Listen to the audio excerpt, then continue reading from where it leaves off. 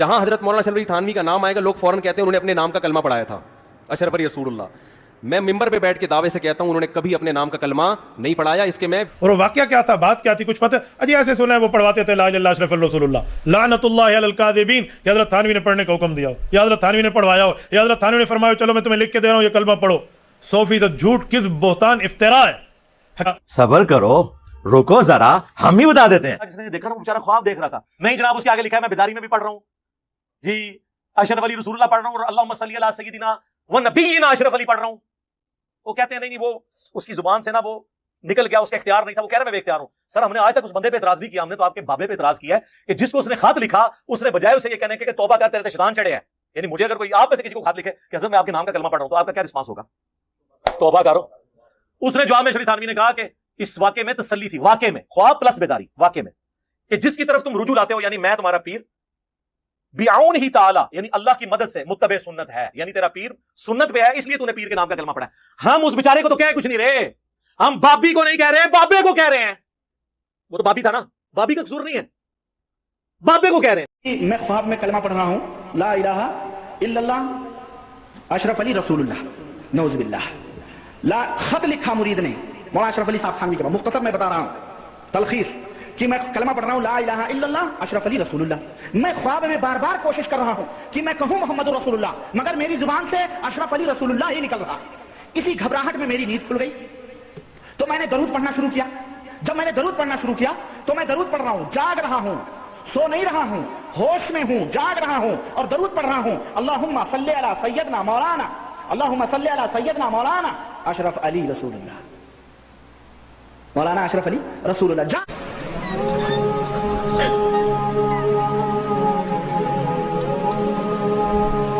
تھانوی صاحب کے مرید کی میں بات کر رہا تھا کہ ان کا ایک مرید تھا، اس نے کہا کہ میں نے خواب دیکھا کلمہ پڑھ رہا ہوں لا الہ الا اللہ اشرف علی رسول اللہ، کتاب ہے میرے پاس. پھر اس نے لکھا کہ میں خواب میں جو ہے وہ اس طرح سے کلمہ پڑھ رہا ہوں لیکن بعد میں بیدار ہو گیا. تو بیدار ہو جانے کے بعد مجھے بڑا شدید احساس ہوا کہ میں نے بہت بڑی غلطی کی ہے، ایسا نہیں ہونا چاہیے. تو بیدار ہونے کے بعد پھر وہ کہتا ہے کہ میں حضور علیہ الصلوۃ والسلام پر درود پڑھنا چاہتا ہوں، لیکن پھر بھی درود میں اس طرح سے پڑھتا ہوں اللہم صلی علی سیدنا و مولانا و نبینا اشرف علی. درود بھی پڑھا تو تھانوی صاحب کا نام لیا، کلمہ بھی پڑھا تو تھانوی صاحب کا نام لیا. اس طرح سے کلمہ پڑھنا کفر ہے یا نہیں؟ بولیے، کفر ہے نا. اب ہمارا اعتراض خواب میں جو کچھ کیا پڑھا اس پر نہیں ہے، اس لیے کہ خواب دیکھنے والا کچھ بھی دیکھ سکتا ہے اور وہ مرفوع القلم ہوتا ہے، شریعت کا کوئی حکم اس کے اوپر نہیں لگتا ہے. ہمارا اعتراض اس پر ہے کہ اس نے جو ہے وہ بیداری میں بھی اسی طرح سے جو ہے وہ کلمہ پڑھا. تو حوالہ کیا ہے؟ یہ ایک رسالہ ہے الامداد. مولانا اشرف علی تھانوی کے بارے میں نے بتایا کہ حاجی امداد اللہ مہاجر مکی سے مرید تھے، تو اپنے شیخ کی یاد میں انہوں نے رسالہ نکالا الامداد. یہ بہت پرانا، 2 سال کے بعد پورے 100 سال ہو جائیں گے. میرے ہاتھ میں جو رسالہ ہے 1336 ہجری کا ہے اور ابھی 1433 چل رہے ہیں، تو 3 سال کے بعد پورے 100 سال ہو جائیں گے اسے. تو حوالہ نوٹ کریں، الامداد، ڈیٹ ہے 1336 ہجری، سفر کا مہینہ ہے، سفر کے مہینے کا یہ میگزین ہے اور تھانہ بھون ان کی جو ہے وہ خانقاہ سے نکلا ہے. صفحہ نمبر 34 اور 35 پر یہ واقعہ لکھا ہوا ہے، میں آپ کو سنا رہا ہوں. آپ سنیں اور پھر فیصلہ کریں کہ کیا یہ عرس کا جھگڑا ہے، فاتحہ کا جھگڑا ہے، میلاد کا جھگڑا ہے، قیام کا جھگڑا ہے. میں نے چھوٹ دے دی، علماء دیوبند نہ کریں، ہم اس بنیاد پہ ان کے اوپر کوئی فتویٰ نہیں لگائیں گے، لیکن حضور کی شان میں گستاخی یہ رسول اللہ کے دیوانے کبھی برداشت نہیں کریں گے. سماعت فرمائیں. یہ کتاب ہے حسن العزیز ان کی لکھی ہوئی. تو لکھتے ہیں کہ میں یہ کتاب پڑھتے پڑھتے سو گیا. کچھ عرصے کے بعد خواب دیکھتا ہوں کہ کلمہ شریف لا الہ الا اللہ محمد رسول اللہ پڑھتا ہوں، لیکن محمد رسول اللہ کی جگہ حضور کا نام لیتا ہوں. اتنے میں دل کے اندر خیال پیدا ہوا کہ تجھے غلطی ہوئی کلمہ شریف کے پڑھنے میں، اس کو صحیح پڑھنا چاہیے. اس خیال سے دوبارہ کلمہ شریف پڑھتا ہوں. دل پر تو یہ ہے کہ صحیح پڑھا جاوے، لیکن زبان سے بے ساختہ بجائے رسول اللہ صلی اللہ علیہ وسلم کے نام کے اشرف علی نکل جاتا ہے، اشرف علی نکل جاتا ہے. حالانکہ مجھ کو اس بات کا علم ہے کہ اس طرح درست نہیں، لیکن بے اختیار زبان سے یہی کلمہ نکلتا ہے. اب اس کے بعد اس نے اپنی کیفیت بیان کی اور پھر لکھتا ہے اتنے میں بندہ خواب سے بیدار ہو گیا. اب بیداری میں کر رہا ہے جو کچھ کر رہا ہے. اتنے میں بندہ خواب سے بیدار ہو گیا، لیکن بدن میں بدستور بے حسی اور وہ اثر ناطاقتی بدستور تھا، لیکن حالت خواب اور بیداری میں حضور کا ہی خیال تھا. حضور سے مراد آقا علیہ الصلوۃ والسلام نہیں، تھانوی صاحب، حضور کا ہی خیال تھا.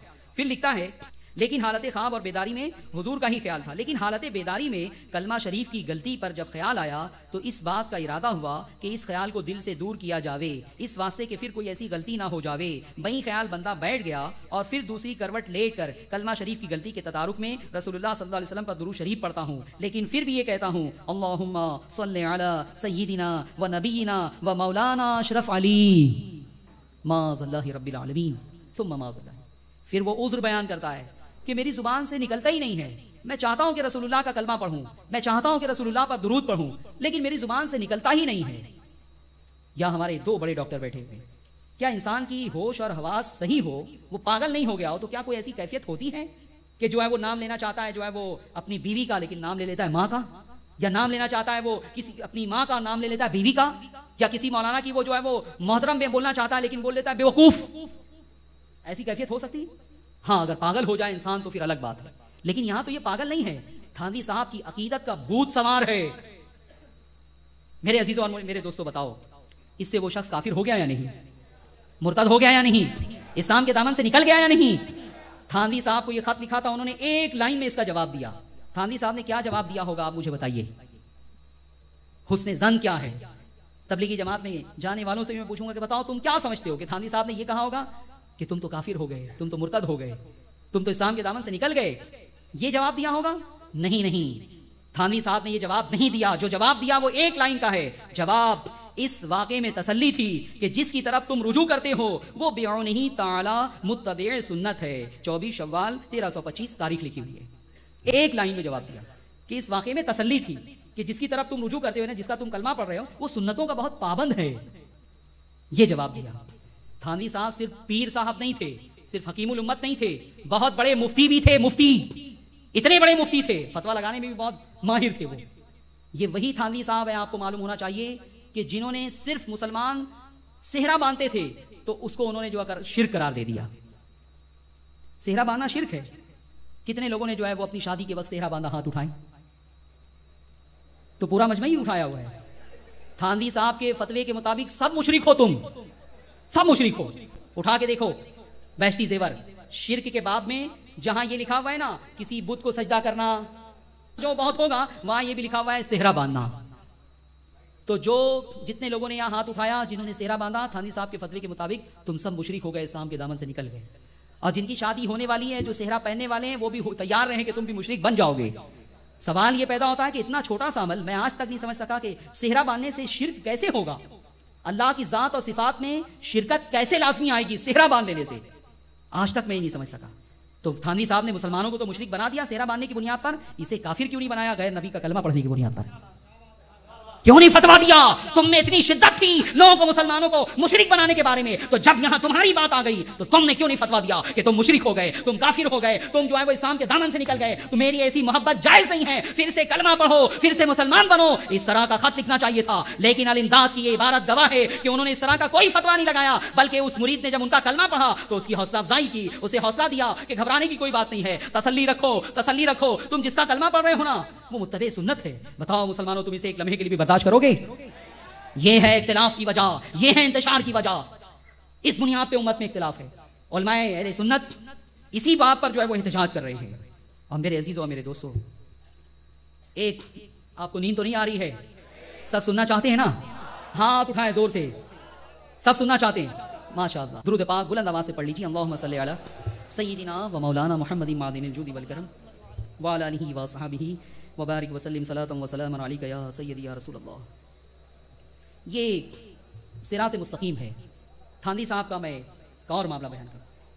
یہ جو جھگڑا ہے نا دیوبندیوں کے پیچھے نماز, جھگڑا ہے نا دیوبندیوں کے پیچھے نماز ہوگی یا نہیں, صراط مستقیم, یہ کتاب بھی مولانا اسماعیل دہلوی کی ہی لکھی ہوئی ہے, جنہوں نے تقویۃ الایمان لکھی, جس کی باتیں میں نے آپ کو سنائی.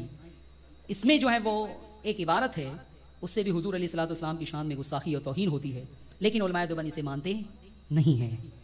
تو یہ جو مسئلہ ہے کہ دیوبندیوں کے پیچھے نماز ہوگی یا نہیں, آج آپ کی عدالت میں ایک ثبوت پیش کر رہا ہوں. آپ جج ہیں, آپ کو فیصلہ کرنا ہوگا کہ نماز ہوگی یا نہیں ہوگی. میں اپنی طرف سے کچھ نہیں کہتا. علماء اہل سنت نے جو موقف اختیار کر رکھا ہے, اس موقف کے پیچھے کتنے دلائل ہیں اس کا آپ کو اندازہ ہو سکے. لکھتے ہیں صراط مستقیم پر, یہ ادارۃ الرشید دیوبند سے چھپی ہوئی ہے, اور اس کے صفحہ نمبر 118 پر ایک جو ہے وہ مسئلہ انہوں نے لکھا ہے. لکھتے ہیں مولانا اسماعیل دہلوی, زنا کے وسوسے سے اپنی بیوی کی مجامعت کا خیال بہتر ہے. نماز میں اگر کسی کو زنا کا وسوسہ آئے معاذ اللہ, تو وہ کہتے ہیں کہ اس کو چھوڑ کے اپنی بیوی سے مجامعت کر رہا ہے, یہ تصور کر لیتے کچھ اچھا ہے معاذ اللہ. یہ تو وہی بات ہو گئی نا کہ آسمان سے لٹکے کھجور میں اٹکے. نماز میں اگر بالکل جو ہے اللہ کی طرف توجہ دلانا ہی جو ہے مقصود ہے, تو یہ بات بھی نہیں کرنی چاہیے تھی. بہرحال یہ ان کا اپنا مزاج ہے. پھر کیا لکھتے ہیں, سنو پھر کیا لکھتے ہیں. پھر لکھتے ہیں اور شیخ یا اسی جیسے اور بزرگوں کی طرف, شیخ یعنی جس سے آپ مرید ہوں, جسے آپ نے اپنے پیر بنایا ہو, تو لکھتے ہیں شیخ یا اسی جیسے اور بزرگوں کی طرف. پھر لکھتے ہیں خواہ جناب رسالت مآب صلی اللہ علیہ وسلم ہی ہوں, اپنی ہمت کو لگا دینا اپنے بیل اور گدھے کی صورت میں مستغرق ہونے سے برا ہے. یعنی نماز میں کسی شیخ کا خیال, کسی بزرگ کا تصور, یا حضور علیہ الصلوۃ والسلام ہی کا تصور آپ نے کر لیا, تو کہتے ہیں کہ بیل اور گدھے کا تصور آپ کر لیتے تو اس سے زیادہ برا یہ تصور ہے, نبی کا تصور. اب اس کا ریزن بھی وہ بیان کر رہے ہیں, وہ بھی سن لیجئے کہ ایسا کیوں ہے. اپنی ہمت کو لگا دینا اپنے بیل اور گدھے کی صورت میں مستغرق ہونے سے برا ہے, کیونکہ شیخ کا خیال تو تعظیم اور بزرگی کے ساتھ انسان کے دل میں چمٹ جاتا ہے, اور بیل اور گدھے کے خیال کو نہ تو اس قدر چپیدگی ہوتی ہے اور نہ تعظیم, بلکہ حقیر اور ذلیل ہوتا ہے. پھر لکھتے ہیں, یعنی یہ کہہ رہے ہیں کہ شیخ کا جو تصور ہوگا تو وہ تعظیم کے ساتھ آئے گا, بیل اور گدھے کا آیا تو تعظیم تھوڑی ہوگی کوئی. پھر لکھتے ہیں اور غیر کی یہ تعظیم, غیر سے مراد غیر اللہ, غیر کی یہ تعظیم جو نماز میں ملحوظ ہو وہ شرک کی طرف کھینچ کر لے جاتی ہے. سن لیا آپ نے, نماز میں حضور علیہ الصلوۃ والسلام کا خیال تصور آپ کو نہیں آنا چاہیے. آئے گا تو تعظیم کے ساتھ آئے گا یا حقارت سے آئے گا, بولیے تعظیم کے ساتھ. حقارت سے آئے گا تو معاذ اللہ انسان کافر ہو جائے گا, کافر ہو جائے گا. لیکن جب آپ تعظیم کے ساتھ کریں گے تو پھر مولانا اسماعیل دہلوی کے نزدیک مشرک ہو جائیں گے. اب میرے عزیزوں اور میرے دوستوں بتاؤ کہ نماز میں آپ السلام علیکم ایھا النبی پڑھتے ہو یا نہیں؟ کیا مطلب ہوا اس کا؟